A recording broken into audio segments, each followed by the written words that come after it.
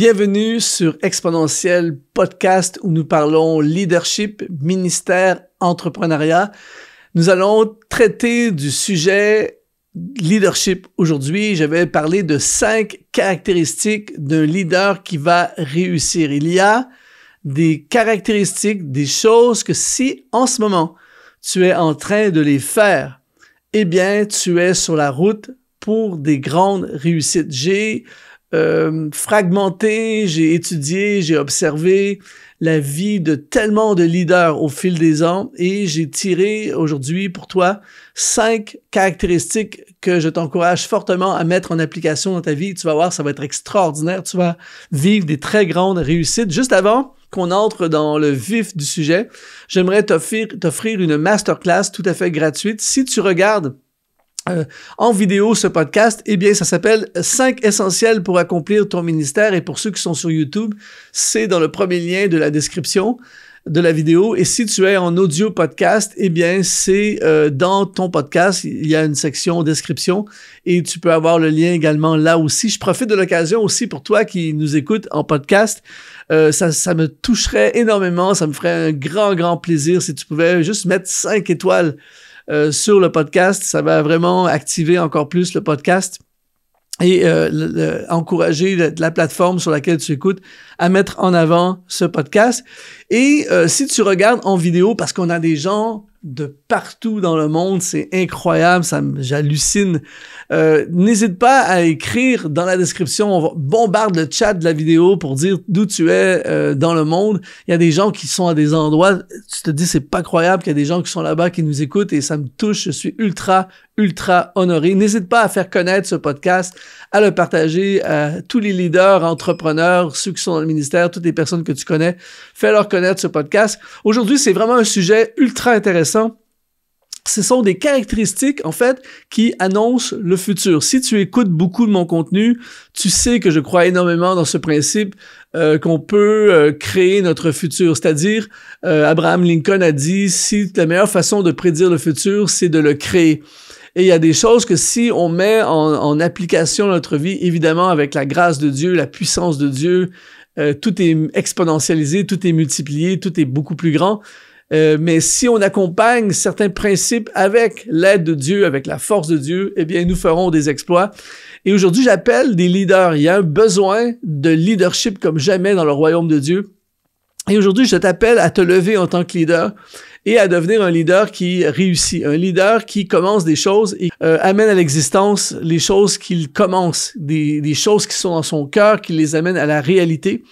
Et c'est pour ça que Dieu élève des leaders. C'est pour influencer la société, pour amener les gens dans des contextes, pour bâtir, pour construire, pour atteindre des gens. Alors aujourd'hui, 5 caractéristiques des leaders qui réussissent. Première caractéristique, c'est un principe de folie. Un jour, je ferai un podcast au complet juste sur cette thématique parce que c'est trop puissant. C'est ce que j'appelle être un leader sans titre. Et pour moi, ce concept, j'ai entendu, pour la première fois que j'ai entendu ça, c'est un livre que j'ai lu en anglais qui s'appelle Leader Without a Title. Je pense que c'est quelque chose comme ça. Un leader sans titre, ça m'avait tellement touché parce que quand on étudie la Bible, on s'aperçoit que tous les principes de leadership qu'on retrouve dans la Bible, c'est souvent des principes de leader-serviteur. Ce n'est jamais des trucs d'absolument avoir un titre. En fait, tu veux savoir si un leader est un vrai leader, c'est quand il dirige sans avoir un titre. Je prends souvent l'exemple de David. Lorsque David a affronté le géant Goliath, il ne l'a pas fait parce que c'était dans sa description de tâche, il ne l'a pas fait parce qu'il était obligé de le faire, il ne l'a pas fait parce que c'était son rôle. Parce qu'il était le leader, il était le leader de rien. Il était le livreur de nourriture, le Uber Eats pour ses frères. Mais quand il a vu un problème, il a pris la responsabilité. En fait, un leader sans titre, c'est quelqu'un qui, que ce soit dans le milieu du travail, que ce soit dans son église, que ce soit dans sa communauté, quand il voit une situation, quand il voit un problème, quand il voit un besoin, eh bien, il intervient. Il n'attend pas d'avoir le titre pour faire quelque chose, parce que c'est parce qu'il fait quelque chose en n'ayant pas de titre qu'il finit par avoir un titre. Si tu as été touché, inspiré, encouragé d'une façon ou d'une autre par l'une de nos émissions, tu dois savoir que c'est parce qu'il y a des partenaires qui nous soutiennent et qui nous permettent de réaliser ces émissions et les rendre disponibles au plus grand nombre possible. Alors si toi aujourd'hui tu veux nous aider à aller encore plus loin, eh bien deviens un partenaire d'Exponentiel TV en allant dans le lien qui apparaît au bas de l'écran ou dans la description de cette vidéo. Au nom de toute l'équipe, je te remercie déjà à l'avance. De retour à l'émission. Je lisais la biographie de Nelson Mandela, La longue marche vers la liberté, Long Walk to Freedom. Et en fait, Nelson Mandela est devenu le leader de l'ANC, qui était le mouvement à l'époque, qui était le mouvement qui est devenu un parti politique, tout ça. Et il était le leader de l'ANC, pas parce qu'il avait un titre, pas parce qu'il voulait avoir un titre, mais parce que c'était celui qui se battait le plus, celui qui était le plus engagé, celui qui prenait le plus la cause de l'apartheid en Afrique du Sud sur son cœur. D'ailleurs, il a écopé de 27 ans de prison à cause de ses convictions, à cause de ses croyances et à cause de ce pourquoi il se battait sans avoir nécessairement de titre. Et ce qui est très intéressant, quand on lit la biographie, on s'aperçoit que même en prison, pendant 27 ans à Robben Island, en grande partie de ces 27 ans, il les a fait à Robben Island, une île en Afrique du Sud où il est une prison épouvantable. Il a été là-bas maltraité, tout ça, mais il est devenu le leader des prisonniers. Il était le porte-parole des prisonniers. Quand les gardiens, les chefs de prison voulaient passer quelque chose, ils allaient toujours voir Nelson Mandela en premier. Même dans les dernières années avant sa libération, les ministres, les leaders politiques venaient du monde entier le visiter en prison. Donc, c'était vraiment un leader et il n'avait pas nécessairement de titre. Et un vrai leader, c'est quelqu'un qui n'attend pas d'avoir le titre, qui n'attend pas d'être le président, qui n'attend pas d'être le pasteur de l'église, qui n'attend pas d'être le chef du département pour intervenir, pour aider, pour contribuer, pour porter la charge et accepter la responsabilité. Donc, les leaders qui réussissent, quand tu vois quelqu'un qui est à fond en train de contribuer et qui n'a pas de titre, tu sais que tu vas avoir devant toi un leader qui a des grandes chances de réussir. Ensuite, deuxième caractéristique des leaders qui réussissent, c'est être leader de soi-même. Et j'aime tellement plusieurs citations de Mère Teresa. Elle a dit « Si tout le monde balayait devant sa propre porte, le monde serait propre. » Et en d'autres mots, ce qu'elle dit, c'est que si chacun prenait la responsabilité de ce qu'il a, eh bien, ça changerait le monde. Et tout le monde veut être ton leader. Ça, c'est un truc que j'ai découvert au fil des ans, c'est que tout le monde voudrait être mon leader, ton leader. Comment ça se passe? Eh bien, ton entourage, les médias, les professeurs, la famille et nos amis, tout ça. Quand je dis ça, je dis pas ça dans un sens de rébellion, je ne dis pas ça dans un sens frustré, pas du tout. C'est que c'est vraiment comme, en fait, tout le monde veut s'ingérer dans nos vies, que ce soit avec des mauvais motifs, des bons motifs. Il y a des gens qui ont des bons motifs, mais tout le monde veut nous dire quoi faire, tout le monde veut nous dire où aller, tout le monde a des conseils à nous donner, tout le monde voudrait qu'on devienne ceci ou cela, tout ça. Et tout le monde veut être notre leader. Alors, si tu n'es pas, à la base, un leader de toi-même, eh bien, ça va être extrêmement compliqué de devenir un leader des autres et ça va être extrêmement compliqué également de faire ta marque dans ce monde. J'entendais une fable il y a quelque temps de ça, c'est la fable du père, du fils et de l'âne. C'est un père et son fils qui marchaient sur une route avec leur âne. Ils marchaient à côté de l'âne et tout à coup, il y a des gens sur le bord de la route qui disent « C'est incroyable, ces gens-là. Comment ils n'ont pas le sens de maximiser ce qu'ils ont, pourquoi ils marchent à côté de l'âne, ils pourraient monter sur l'âne, alors que le fils est monté sur l'âne. Alors qu'il marchait sur la route, les gens commençaient à dire « C'est terrible, ce fils, il est terrible de laisser son père marcher pendant que lui est assis sur l'âne. » Alors ce qu'ils ont fait, c'est qu'ils ont mis le père sur l'âne.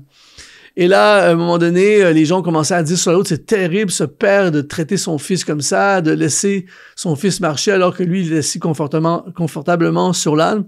Alors, ce qu'ils ont fait, c'est qu'ils se sont assis les deux sur l'âne, le père et le fils. Et là, les gens ont dit, c'est terrible d'abuser un animal comme ça, c'est épouvantable d'abuser de l'âne, deux sur un âne, tout ça. Alors, ce qu'ils ont fait, c'est qu'ils ont traversé un pont et cette fois-ci, ils ont mis l'âne sur leurs épaules. Ils ont transporté eux-mêmes l'âne. Et c'est un pont pas trop solide et avec le poids sur leurs épaules, ça crée un déséquilibre et ils sont tombés en bas du pont et ça a été une catastrophe.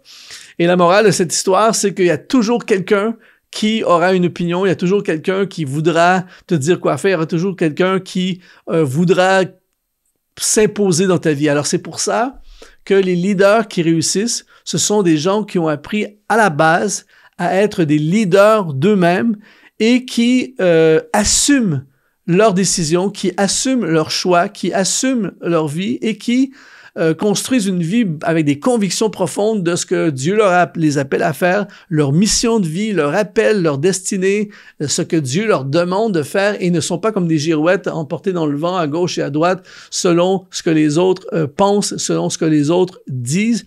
Et aussi quand tu es leader de toi-même, c'est que tu apprends à te dire non à toi-même. Parce que tu le sais comme moi, c'est très facile de donner des ordres aux autres, de leur dire « lève-toi à 5 heures d'un matin, prive-toi de dessert, fais ci, fais ça ». C'est facile, mais quand tu dois te leader toi-même, te diriger toi-même et que tu es capable de te soumettre à ton propre leadership, eh bien, tu deviens un très grand leader. Donc, la deuxième caractéristique des leaders qui réussissent, c'est d'être un leader de soi-même. Troisième caractéristique, c'est vraiment intéressant, c'est étudier et s'inspirer de la vie des grands leaders. Ça, c'est une caractéristique que tu retrouves chez les leaders qui réussissent. Puis l'apôtre Paul a dit dans 1 Corinthiens chapitre 11 au verset 1, il a dit « Soyez mes imitateurs comme je le suis moi-même de Christ ». Alors Paul enseigne à imiter alors que lui-même imite. Et ça, c'est un principe incroyable. Je suis tellement surpris de voir qu'il y a tellement peu de gens, particulièrement dans l'Église et dans le royaume de Dieu, il y a tellement peu de gens, et surtout chez les francophones, qui suivent ce principe qui est tellement puissant. En anglais, ils appellent ça, ils disent « shadow someone », soit l'ombre de quelqu'un. C'est-à-dire que tu étudies et tu t'inspires au maximum de la vie des bons coups et des erreurs des grands leaders. Le fondateur de Alibaba, Jack Ma, qui est un Chinois qui a créé Alibaba, c'est l'équivalent asiatique de Amazon. Il dit, dans une conférence, il disait mon conseil, c'est pendant ta vingtaine, de 20 ans à 30 ans, au lieu de faire tes trucs, tout ça, il dit colle-toi, connecte-toi à quelqu'un que tu admires, connecte-toi à quelqu'un qui est des années-lumière en avance sur toi, quelqu'un qui a déjà des succès dans le domaine dans lequel tu veux réussir, et pendant 10 ans, apprends. Reste juste à côté de cette personne-là, même si tu as un petit salaire, même si reste à côté de cette personne-là et pendant 10 ans, forme-toi, apprends, sois l'ombre, shadow someone, sois l'ombre de cette personne et quand tu vas sortir de là 10 ans plus tard, mon ami, je peux t'assurer que tu vas faire des choses incroyables. Imagine, tu as 20 ans et tu deviens l'ombre disons que tu vas aller dans le ministère, tu sens l'appel dans le ministère, tu veux implanter des églises et tu deviens l'ombre d'un implanteur d'églises, d'un pasteur qui a implanté des dizaines et des centaines d'églises et pendant 5-10 ans, tu restes collé à lui et tu n'es pas là pour prouver quoi que ce soit, tu es juste là pour être à côté de lui, apprendre, étudier, observer, tout ça. Ça, c'est le signe, une caractéristique d'un leader qui va réussir. Étudie la vie des leaders qui t'ont précédé, des leaders qui ont réussi. Étudie la vie d'Abraham Lincoln. Étudie la vie de Nelson Mandela. Étudie la vie du pasteur Charles Spurgeon. Étudie John Wesley. Étudie David Wilkerson. Étudie Winston Churchill, Martin Luther King. Et la liste continue.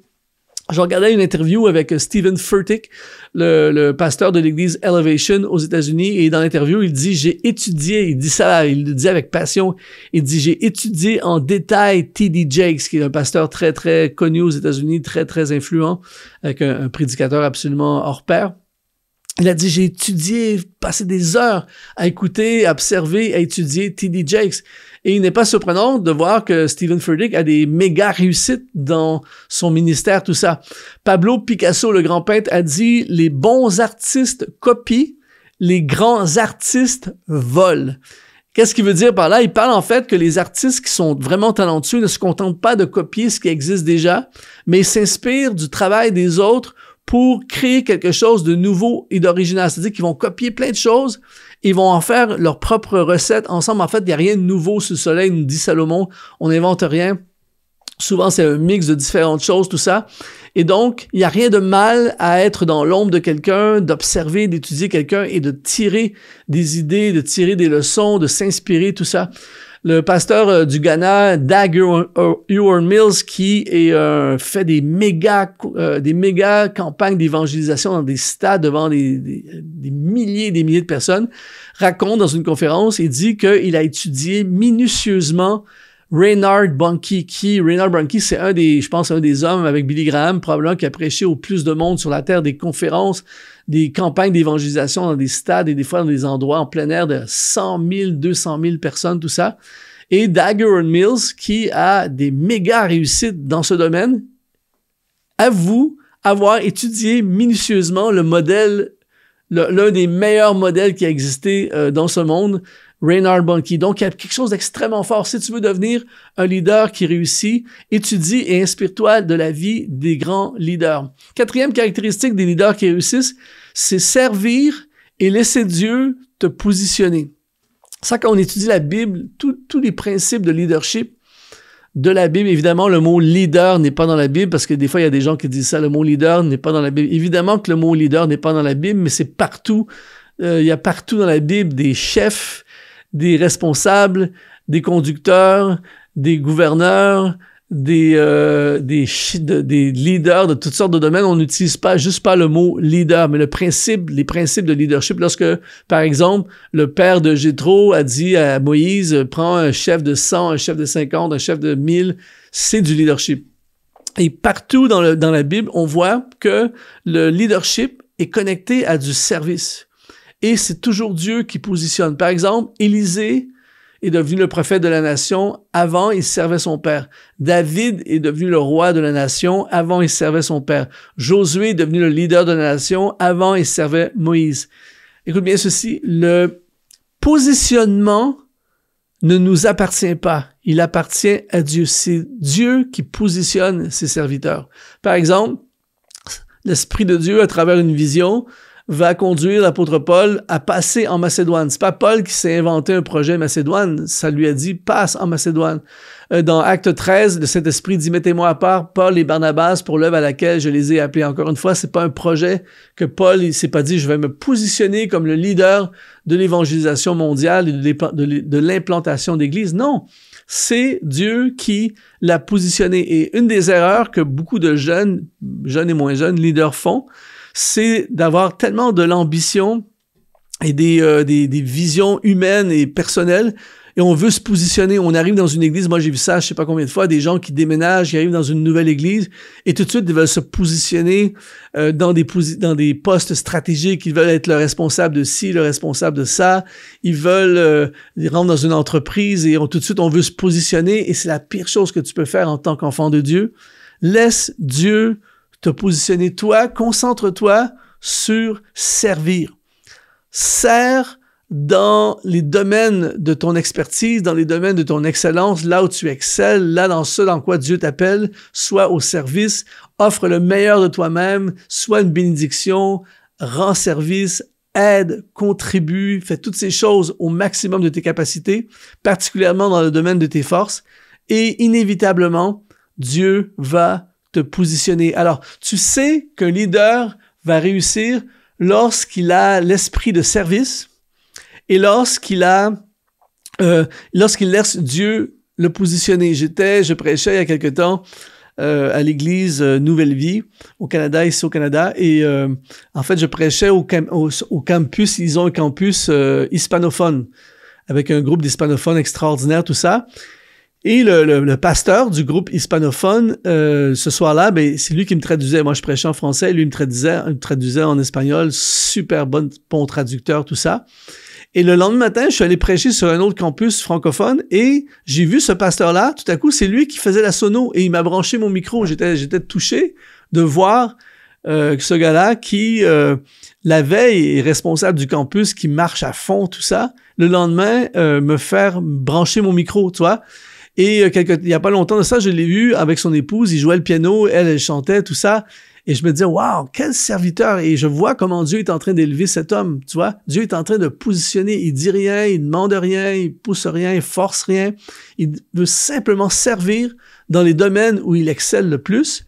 Et Dieu est en train de le positionner. Et tu sais, ce gars-là, tu sais que c'est un leader qui va réussir. Il réussit déjà, mais il y a des très grandes réussites qui l'attendent dans le futur. Pourquoi? Parce qu'il est au service et il laisse Dieu le positionner. Et la 5e caractéristique d'un leader qui va réussir, c'est remplacer l'ego par l'humilité. Là, on parle d'un sujet extrêmement pertinent dans le cadre du leadership parce que dans l'univers des leaders, il y a souvent de l'ego.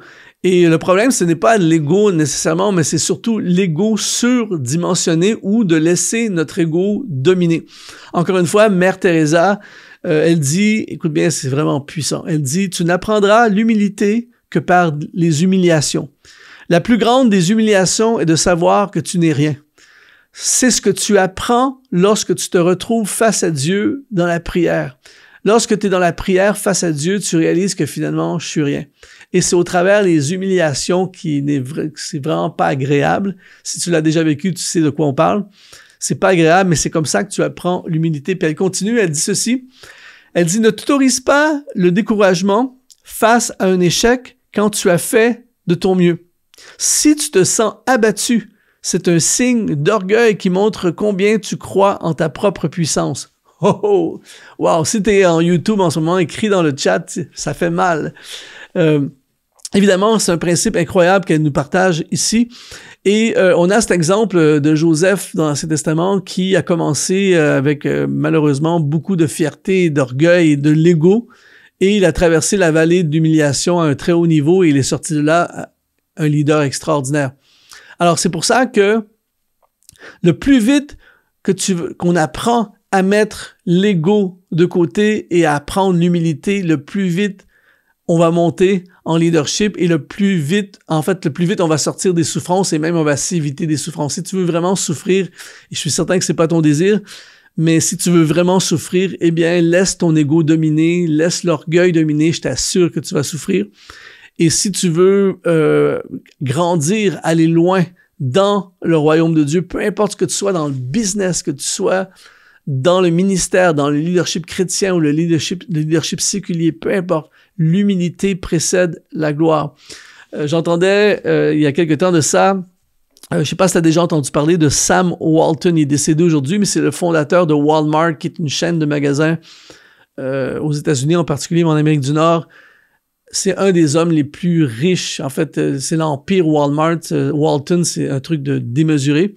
Mais ce qui est intéressant, c'est qu'un jour, pendant qu'il était en vie, il y a un groupe d'hommes d'affaires brésiliens qui l'ont contacté. En fait, ils avaient contacté plein d'hommes d'affaires américains pour essayer d'avoir des contacts, puis personne n'avait répondu à leur message parce qu'eux, ils voulaient apprendre. Et entre autres, ils avaient contacté Sam Walton et il est le seul qui leur a répondu. Il a dit, il n'y a pas de souci, venez, je vais passer du temps avec vous. Alors, il est allé les chercher lui-même à l'aéroport et puis les amener chez lui dans sa maison. Et ils sont en train de manger. Là. Et pendant tout le repas, c'est Sam Walton qui a posé des questions. Eux, ils viennent pour apprendre de Sam Walton. Et à la fin, c'est Sam Walton qui a appris d'eux. Et eux ont été impressionnés. Ce gars-là qui est au sommet, qui a des succès incroyables et qui s'abaisse, entre guillemets, à poser des questions pour apprendre de ces jeunes hommes d'affaires brésiliens et ils l'ont même invité à aller au Brésil et un jour, ils ont reçu un appel de la police parce que Sam Walton, le milliardaire, a été arrêté par la police et là, ils sont allés le chercher au poste de police, on se demande qu'est-ce qui se passe et en fait, les policiers l'ont arrêté parce que il était en train de mesurer, il était dans un magasin en train de mesurer la largeur des allées. Et eux, ils n'arrivaient pas à communiquer avec la langue, tout ça, et ils pensaient que c'était un fou ou un gars dangereux, qui avait des mauvais plans, tout ça. Et donc, ils l'ont arrêté. Mais lui, en fait, il était en train de mesurer la largeur des allées dans le magasin pour savoir c'est quoi les stratégies ici, qu'est-ce qui fonctionne, tout ça, pour comparer avec ce que lui-même faisait aux États-Unis. Et tout ça pour dire qu'il avait cette humilité incroyable. Pourquoi? Parce que l'orgueil, c'est tout. Tu as déjà certainement vécu cette expérience où tu partages quelque chose à quelqu'un, tu lui donnes un conseil, tu sais que c'est le bon conseil, tu sais que c'est la vérité, et la personne ne t'écoute tout simplement pas. Moi, ça m'arrive régulièrement malheureusement, mais je le vois et souvent je vais arrêter tout de suite quand je sens que ma voix est dans le désert, j'arrête. Mais des fois, tu sais, il y a des sujets sur lesquels tu as moins d'autorité, mais il y a certains sujets, des fois, tu sais que le conseil est vraiment bon, ça a été testé, ça a été prouvé, et tu es en train de donner à la personne ce conseil pour l'aider. Et la personne ne t'entend pas, ne t'écoute pas, ne veut pas apprendre parce qu'elle croit déjà tout savoir, tout ça. Et en général, ces gens-là, ben, souvent vont pas aller loin. Alors que l'humble, lui, il va écouter le conseil, il veut apprendre, il pose des questions, il veut savoir, il mesure les allées de commerce qui sont tellement moins importants que le sien. Alors, l'humilité précède la gloire. Tu sais qu'un leader va aller très loin et avoir des grandes réussites lorsque tu vois un leader qui laisse son ego à la porte et qui choisit de prendre la route de l'humilité. Alors, je t'encourage aujourd'hui à vraiment suivre ces 5, appliquer, à mettre en application, implémenter dans ta vie ces 5 caractéristiques des leaders qui réussissent, c'est-à-dire être un leader sans titre, être le leader de soi-même, étudier et s'inspirer de la vie des grands leaders ou être dans l'ombre de grands leaders, servir et laisser Dieu te positionner et évidemment remplacer l'ego par l'humilité. Si ça t'a parlé, si tu es en YouTube en ce moment et ça t'a vraiment parlé, s'il te plaît, laisse un commentaire, laisse un like également. Si tu es en audio podcast, eh bien, s'il te plaît, mets les 5 étoiles. Ça nous aiderait tellement et on serait tellement encouragés que tu puisses faire ça. Et puis, je t'encourage également à rejoindre la masterclass 5 essentiels pour accomplir ton ministère. Premier lien dans la vidéo pour ceux qui sont sur YouTube et le lien est dans la description de ton podcast favori. Ici Luc Dumont, ça a été super d'avoir passé ce moment avec toi. Il y a plein d'autres podcasts, tu peux regarder, il y a plein d'autres podcasts. À chaque semaine, on a un nouveau podcast. Alors, c'est un plaisir de contribuer dans ton ministère, dans ton leadership, dans ton business, dans tes projets, dans tes rêves. Ici Luc Dumont et je te dis, sois exponentialisé.